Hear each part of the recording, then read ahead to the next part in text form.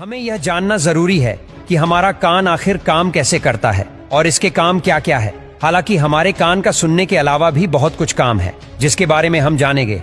देखिए, हम सब जानते हैं कि हमारा कान हमें सुनने में मदद करता है और हम जितना भी इंफॉर्मेशन लेते हैं उनमें से 13% इंफॉर्मेशन अपने कान से ही लेते हैं, मतलब सुनकर लेते हैं। इसलिए पहले हम ये जानते हैं कि हमारा कान कैसे बना हुआ है।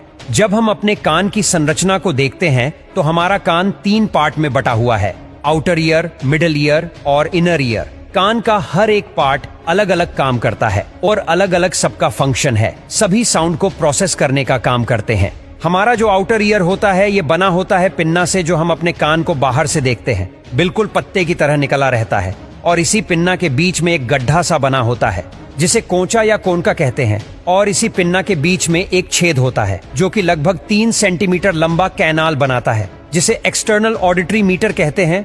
देखिए, पिन्ना का काम क्या होता है। ये पिन्ना मूव नहीं कर सकता जैसे बाकी एनिमल्स अपने कान को हिला सकते हैं। मनुष्यों में ये स्थिर रहता है और इसका काम ये होता है कि ये हमारे सराउंडिंग में जो भी आवाज आती है, आवाज का मतलब जो भी एयर प्रेशर में वेरिएशन होता है उसे वातावरण से कैप्चर करके ये साउंड वेव को एक्सटर्नल ऑडिटरी मीटर्स में ट्रांसमिट कर देता है। उसके बाद जैसे ये साउंड की एनर्जी बिल्कुल फोकसिंग के साथ एक्सटर्नल ऑडिटरी मीटर्स में प्रवेश करती है, यह हमारे ऑडिटरी कैनाल के एंड पर मौजूद ईयर ड्रम, जिसे टिम्पैनिक मेम्ब्रेन भी कहते हैं, वहां पर जाकर टकराती है। जब sound wave external auditory meatus में आती है तो यह कैनाल साउंड को थोड़ा एम्पलीफायर कर देता है। इस ईयर ड्रम के दूसरी ओर हमारे कान का मिडिल ईयर स्टार्ट हो जाता है, जो 3 छोटी छोटी हड्डियों से मिलकर बना हुआ होता है और इसमें एक ट्यूब होता है जो नीचे की ओर जाता है। ये 3 छोटी छोटी हड्डियां हैं, ये हमारे शरीर में पाए जाने वाली सबसे छोटी हड्डियां होती है।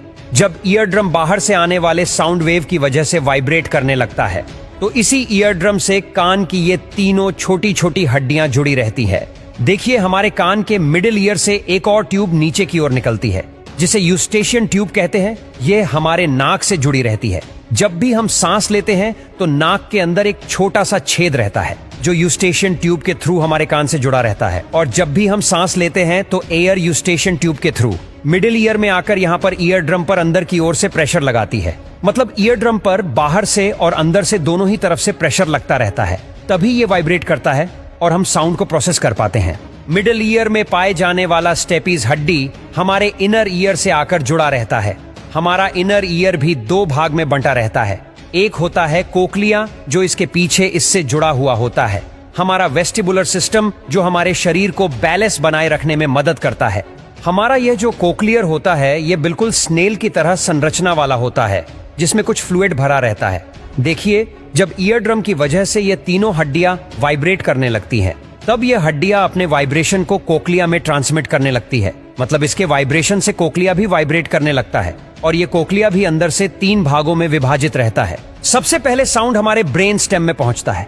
ब्रेन स्टेम से एक नर्व आती है। इसी ब्रेन स्टेम के पीछे यहाँ से ट्रैक पहुंच जाते हैं थैलेमस में।